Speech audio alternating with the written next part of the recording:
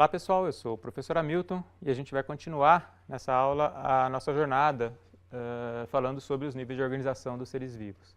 Na aula de hoje a gente vai falar sobre a teoria celular, uma teoria que, se a gente olhar para a história da ciência, é uma teoria bastante recente, ela tem menos de 200 anos, né? Então é sobre ela que eu quero comentar hoje.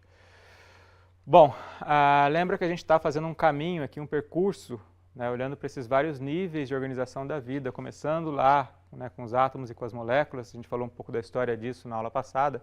Hoje a gente vai focar na célula, para depois continuar. A gente vai parar aqui, né, no nível do organismo. A gente não vai falar de populações ou de ecossistemas, vocês vão ver isso em outras disciplinas, né, em outras aulas. Bom, então o que eu queria comentar hoje é sobre alguns aspectos da teoria celular. E vou retomar um pouquinho aquela ideia de que a gente viu em aulas passadas. Na aula passada a gente falou um pouco disso, falou sobre a revolução científica, sobre algumas características dessa ruptura da ciência moderna, né, que aconteceu entre a ciência moderna e a ciência antiga. O nascimento da ciência moderna está aqui no século XVI e no século XVII. Uma das características dessa revolução foi o uso de instrumentos para conhecer a natureza. Foi o uso intensivo de novos instrumentos que foram desenvolvidos nessa época, criados e desenvolvidos nessa época, para a investigação da natureza. Então a gente vê, por exemplo, né, a maior figura dessa revolução, né, o ícone dessa revolução, que foi o Galileu. Isso aqui é uma representação do Galileu, usando o telescópio que tinha sido recém-inventado, recém-criado, né, um instrumento que ele aperfeiçoou muito, para observar os céus, né, para observar os corpos celestes. Né? Através do microscópio, o Galileu, por exemplo, fez uma observação importante que se tornou famosa, né? A observação de que a Lua não era tão esférica, não era uma esfera tão perfeita quanto Aristóteles tinha proposto. Né? A Lua possuiria um relevo, ela possui, né? Ele viu que ela possui um relevo, crateras, enfim, ou seja, um relevo parecido com a Terra. Isso contradizia alguns aspectos importantes da teoria aristotélica. Então a gente tem lá o Galileu olhando para os céus, ao mesmo tempo em que a gente tem outros cientistas usando outros instrumentos recém-criados, né, olhando agora para a Terra, mas para a natureza íntima da matéria, dos seres vivos aqui na Terra, usando o recém-criado microscópio. Essa foi uma época muito profícua da microscopia. Imagina, você cria um instrumento agora que eu consigo olhar coisas muito pequenas, eu consigo ter acesso a um mundo, né, tão próximo, mas ao mesmo tempo tão distante, né, que é o mundo microscópico. E um dos precursores desse movimento foi o Robert Hooke, né, um inglês, né, que estava lá presente na fundação da Royal Society de Londres, né, ele foi secretário dessa sociedade, dessa importante sociedade científica durante muito tempo. E o Hooke, né, ajudou a desenvolver os primeiros microscópios ópticos, né, tá ali o microscópio que o Hooke usou, e com a ajuda desse instrumento, o Hooke se pôs a olhar quase que qualquer coisa, tanto corpos animados quanto corpos animados. Ele começou a olhar, né, pegar gota d'água, pegar uma série de objetos e colocar no microscópio para tentar compreender qual que era a natureza íntima daqueles corpos. E ele publica os resultados dessa investigação na obra Micografia, né, de 1655. Então a gente consegue ver aqui no slide uma figura dessa obra, que é a figura da cortiça. Uma das coisas que o Hooke se pôs a observar foi um pedaço de cortiça. Ele cortou um pedaço bem fininho, né, colocou na lâmina e olhou lá.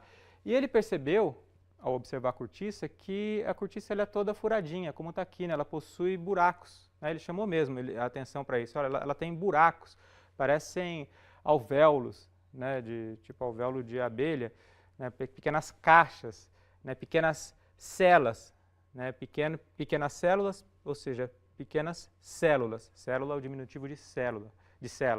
Né, e aí ele acaba criando o termo célula, para nomear esses buracos que ele observou na cortiça. Obviamente, embora ele tenha criado o termo célula, né, esse termo não tinha o significado que ela tem hoje. A gente vai ver que esse significado apareceu mais de 100 anos depois do Hooke. Né, ele só usou isso para nomear esses buracos, né, essas caixinhas que davam à cortiça as propriedades que ela tem. Por exemplo, a propriedade de ser flexível, de ser leve, de flutuar, enfim. Mas, de qualquer maneira, é atribuído ao Hooke a primeira observação da célula. Tudo bem? Nota que a gente não está falando ainda de uma teoria celular. né? O significado dessas observações é completamente diferente do significado que a gente atribui hoje. O Hooke foi seguido, né, por toda uma geração, como eu comentei, de microscopistas, né? Por exemplo, o Malpighi, né, um italiano, fez várias observações ao microscópio, descreveu várias estruturas. O holandês Leeuwenhoek também fez diversas observações e vários outros. Eu coloquei aqui só para ilustrar alguns dos mais importantes desses cientistas que, de novo, né, em vez de olhar os céus com os telescópios, né, com o telescópio, eles estavam pegando o microscópio e olhando para o mundo microscópico. Bom, passado um século depois desses primeiros, dessas primeiras investigações, a gente chega lá na Alemanha, no século XIX, né, com duas figuras centrais que aí sim começaram a dar a teoria celular, né, de fato fundaram, né, criaram a teoria celular da maneira que a gente entende hoje, começaram a olhar para a célula da maneira que a gente entende hoje. Né. O primeiro deles foi o Schleiden, o Matthias Schleiden, um alemão, um botânico, né, que olhou com o microscópio também diversas lâminas de plantas e percebeu uma similaridade muito grande entre essas lâminas, né? Todas elas eram feitas de células principalmente com núcleo, né? E a partir daí ele publicou uma obra, né, propondo que todas as plantas seriam feitas dessas unidades básicas, as células, né? E um dia ele encontrou um colega, o Theodor Schwann, durante um jantar e contou essa ideia para o Schwann, né? O Schwann ficou impressionado porque ele estava observando as mesmas estruturas, só que em animais, né, em tecidos animais, em notocorda, em cartilagem. O Schwann era um microanatomista, um zoólogo. E ele falou, poxa, isso é muito parecido, o Schwann, ao ouvir o Schleiden, falou, isso é muito parecido com as minhas observações. Será que não são as mesmas estruturas, ou seja, as células que compõem plantas e animais, ou seja, todos os seres vivos? E aí, né, com essa ideia na cabeça, o Schwann publica em 1839, em alemão, né, a sua obra, né, Investigações Microscópicas sobre a similaridade na estrutura e no crescimento de animais e plantas, incorporando o trabalho do Schleiden. Né, e essa obra ela foi publicada em alemão, mas quando ela foi traduzida para o inglês, né, o tradutor anexou a obra do Schleiden, de maneira que a gente tem a teoria celular como sendo atribuída a esses dois pensadores, ao Schwann e ao Schleiden. Né? E por que esses dois pensadores são tão importantes quando que diz respeito às células? Porque eles foram, no fundo, os primeiros a propor de maneira clara, de maneira sistemática, a ideia de que todos os seres vivos, plantas, animais, fungos, enfim, qualquer ser vivo, eles são compostos de células. Ou seja, a célula como a unidade básica, a unidade fundamental, a unidade formadora dos seres vivos. Ou seja, a célula como a unidade fisiológica, como o local último lá, o sítio último do metabolismo dos organismos. Tudo bem? Então aqui estão algumas figuras da obra do Schwann, né, alguns desenhos que ele fez das observações que ele fez no microscópio. E aí está aí fundado a ideia que até hoje é fundamental na biologia, é importante na biologia, de que todos os organismos são feitos de células. Eu não vou entrar na discussão sobre os vírus, né, sobre os prions, enfim, isso é uma outra discussão mais contemporânea, mas o conceito unificador acho que ficou claro. Tudo bem? Bom, vamos olhar para a célula hoje, né, como é que a gente entende a célula hoje. Eu não vou dar uma aula de citologia, não dá tempo aqui, nem é a ideia, vocês podem encontrar essas informações em qualquer livro-texto do ensino básico, ou até na internet, em bons sites da internet, mas eu queria levantar alguns pontos aqui. Então aqui estão duas figuras, na esquerda uma célula animal, na direita uma célula vegetal, e a gente consegue perceber uma série de similaridades e semelhanças entre elas, tal qual tinha proposto lá o Schleiden e o Schwann. Todas elas possuem núcleo, todas elas possuem mitocôndrias, membrana celular, uma série de organelas que eu vou mencionar daqui a pouco, embora hajam diferenças entre elas, claro, vocês sabem disso. Né? Por exemplo, a célula vegetal ela tem uma parede celular, uma parede grossa, né, uma parede importante, que dá sustentação, né, que tem uma característica, tem uma função estrutural importante. Além disso, vocês sabem também que a célula vegetal possui uma estrutura que a célula animal não tem. Né? O vegetal, por ser fotossintetizante, ele possui cloroplastos, né? Uma organela na qual está lá o pigmento, a clorofila, responsável pela fotossíntese, vocês também sabem disso. Né? A célula vegetal também possui vacúolo, né? Algumas delas, nem todas, e isso é muito mais raro entre as células animais. Tudo bem? Então, são algumas diferenças, claro que existem diferenças entre essas duas células. Por exemplo, a célula animal, ela tem a morfologia dela, a estrutura dela é muito mais diversa do que a vegetal. Então, algumas possuem flagelo, como está mostrado aqui, outras possuem vilosidades, enfim, o formato é muito variado e a gente vai ver daqui a pouco. Né? Isso mais variado no mundo animal do que no mundo vegetal. No entanto, algumas organelas são bastante comuns entre esses dois tipos celulares. Eu não vou descrever aqui, como eu disse, cada uma dessas organelas, eu vou citar algumas só. Organelas, o nome já diz tudo, né? Pequenos órgãos. Se a gente entende a célula como uma unidade fisiológica, ela é em si quase que um pequeno organismo ali com vários órgãos que o formam. Se a gente está falando de níveis de organização, essas organelas seriam esses pequenos órgãos.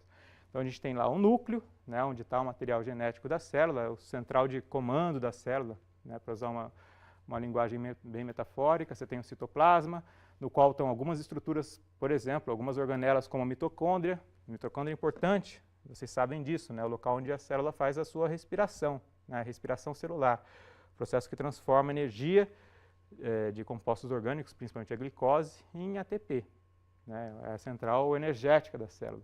Várias estruturas membranosas, o retículo endoplasmático liso, rugoso, o sistema de Golgi, são estruturas membranosas que formam vesículas, tem uma importância que a gente não vai ver aqui hoje. Os ribossomos, estão aqui, não dá para ver na figura, são estruturas muito pequenas, mas responsáveis pela síntese proteica. Vocês lembram disso? Qualquer célula, seja animal ou vegetal, precisa obrigatoriamente desses ribossomos para que ocorra a síntese proteica. Lisossomos, também estruturas organelas importantes, responsáveis pelo processo de digestão celular, são vesículas que contêm enzimas que digerem eventuais substâncias que eventualmente entrem na célula e não têm utilidade, ou estruturas celulares que não têm mais uso, que já estão gastas, elas são digeridas por essas vesículas que contêm enzimas digestivas. E, finalmente, só para citar algumas dessas organelas, os centríolos, tão importantes para o processo de divisão celular. Aliás, diga-se de passagem, no início lá da teoria celular, do Schleiden e do Schwann, eles ainda não entendiam como é que funcionava o processo de divisão celular. Eles tinham uma teoria lá que se mostrou, aos nossos olhos hoje, equivocada. Eles não concebiam a mitose ou a meiose como a gente entende hoje. Tudo bem? Então, a gente consegue ver que uma célula, ela é também um microcosmo ali, ela tem um nível de organização agora já bastante complexo. Bom, além de possuírem várias organelas, a gente pode também olhar para as células e perceber que as células possuem várias formas e várias funções, ou seja, o corpo dos animais, agora eu estou olhando principalmente para os animais, eu vou focar principalmente no ser humano, ele possui vários tipos celulares, que estão representados nessa figura aqui. Então, por exemplo, você tem um neurônio, na verdade existem vários tipos de neurônios, mas o que é um neurônio? É uma célula altamente especializada que tem a propriedade, tem a capacidade de se auto-excitar, de se excitar, ou seja, a membrana do neurônio, ela consegue mudar o seu potencial elétrico de membrana e, com isso, ela consegue produzir um impulso elétrico, que a gente usa para processar informação, para comunicação entre células, é uma coisa importante, a gente não vai entrar nisso agora.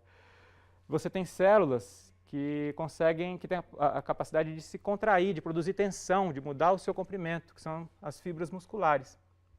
Então, tem fibras, por exemplo, as fibras musculares cardíacas, as fibras dos músculos estriados esqueléticos, ou as fibras dos músculos lisos, que compõem boa parte das nossas vísceras. Você tem células ósseas, que formam o nosso tecido ósseo. Células que são responsáveis pela reprodução, os espermatozoides. Células sanguíneas, vocês sabem disso, as hemácias, nas quais estão presentes o pigmento hemoglobina, responsável pelo transporte de oxigênio. Células de defesa, também células sanguíneas, agora os glóbulos brancos, os leucócitos, responsáveis por todo o processo de defesa, de imunidade do nosso organismo. E células glandulares, células que secretam substâncias importantes, hormônios, super importantes para o funcionamento endócrino do nosso organismo. Então, aqui estão alguns exemplos só, claro, não disse todos, mas para exemplificar, para a gente sentir o quão diversos são os tipos celulares que a gente tem só no nosso organismo, ou seja, no organismo humano. Vou mostrar algumas fotos aqui, por exemplo, do tecido sanguíneo, né, algumas células sanguíneas, hemácias, glóbulos brancos, um neurônio, olha que foto bonita, né? É claro que as técnicas avançaram muito, não preciso dizer isso, lá desde o Hooke, né, até os tempos atuais. A gente não depende mais do microscópio óptico para observar essas estruturas, né? Muitos instrumentos foram criados de lá para cá, microscópios eletrônicos, de varredura, enfim. E são graças a essas técnicas que a gente consegue saber o que a gente sabe hoje sobre as células. Uma célula aqui da gônada masculina, do testículo, enfim, é só para dar um exemplo dessa variedade dos tipos celulares que a gente encontra no nosso organismo. Eu quero terminar a aula hoje, essa aula que foi só uma introdução a essa teoria recente, entre aspas, ou seja, tem menos de 200 anos. Né? O que a teoria diz? Que todos os seres vivos, obviamente incluindo o homem, são feitos de células. A célula seria a unidade formadora, a unidade fundamental, a unidade fisiológica dos organismos, né, e do nosso corpo, consequentemente. A pergunta que fica, e a pergunta que a gente vai tentar responder nas próximas aulas, é como se dá a ação integrada desses diversos tipos celulares que a gente acabou de ver na manutenção da vida do organismo. Ou seja, como é que essas células trabalham juntos, se eu conceber, como o Schleiden fez, né, um organismo como um todo, como formado por uma sociedade de células, eu posso olhar para mim e pensar que eu sou uma sociedade de trilhões e trilhões de células.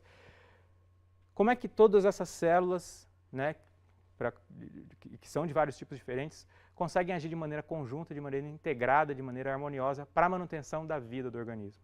Né? Essa é a pergunta que a gente vai tentar lidar na aula que vem. E ao fazer isso, a gente vai subir um nível aqui no nosso sistema de organização e vai sair das células e começar a olhar para os órgãos, né, para os tecidos, para os órgãos, para o sistema e para o organismo como um todo. Tudo bem? Então, até lá. Um abraço, pessoal.